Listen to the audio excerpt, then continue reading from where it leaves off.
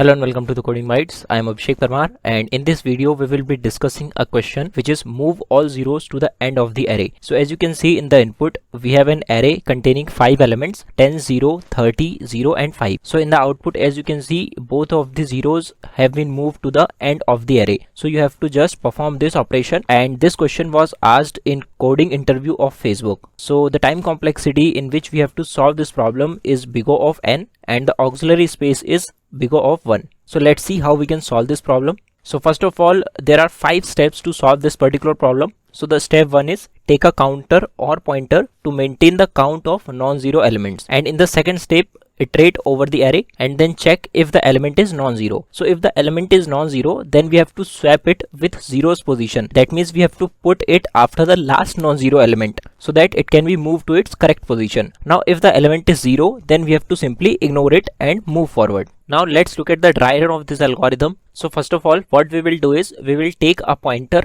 which will keep the record of the non-zero elements. So the light blue pointer here will keep the record of the non-zero elements, and the red pointer is as usual, which is used to iterate over the array. So in the first step, what we are doing is we are checking if the element at the 0th index, which is 10, is 0 or not. So if it is non-zero, so what we will do is we will swap it with the element which is pointed by the light blue pointer, which is our previous pointer. So here we will swap 10 with 10, which means we are overriding the same element at the same position. Now once we swap the elements, what we have to do is we have to simply increment our pointer, which is keeping the record of the non-zero elements. So we will increment it by 1. So now it will be pointing to the first index, and as you can see, the red pointer is nothing but to iterate over the array. So now it will be pointing to the first index. Now as you can see, the element at the first index is 0. So we have to simply ignore this and we have to move to the next index. Now once we reach the second index, so again the element is non-zero, which is 30. So what we have to do is we have to simply swap it with 0, which is present at the first index, and this particular 0 is pointed by our previous pointer. So we just have to swap these elements.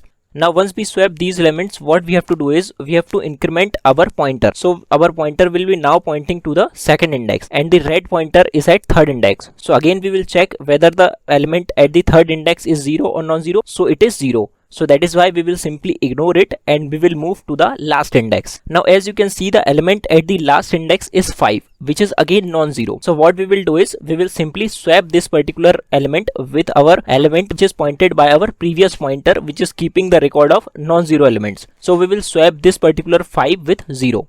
Now as you can see, in the one iteration only, we have moved all the 0 elements to the end of the array. So this way you can solve this question in given time complexity and the auxiliary space. So this is the code for this particular program. So what we have done here is we have taken a count variable which is initialized with 0, and this will simply keep the record of all the non-zero elements. Now after this we have this for loop, and inside this for loop the variable I is initialized with value 0, and this array will iterate till our I is less than n. And because of I++, I will be incremented by 1 after each iteration. So inside this particular for loop, what we are doing is we are first of all checking if ARR of I is not equals to 0, which means if the element at the ith index is non-zero, then we have to run this particular 3-4 lines of code. So what we are doing here is we are simply swapping the current element with 0. Now these 3 lines are simply swapping both of these elements, and after the swapping we are incrementing count by 1. So this was the simplest solution to solve this problem in the given time complexity. So I hope the explanation was clear, but still if you have any doubt, please let me know in the comment section of this video, and please don't forget to subscribe the Coding Bytes. Thanks for watching.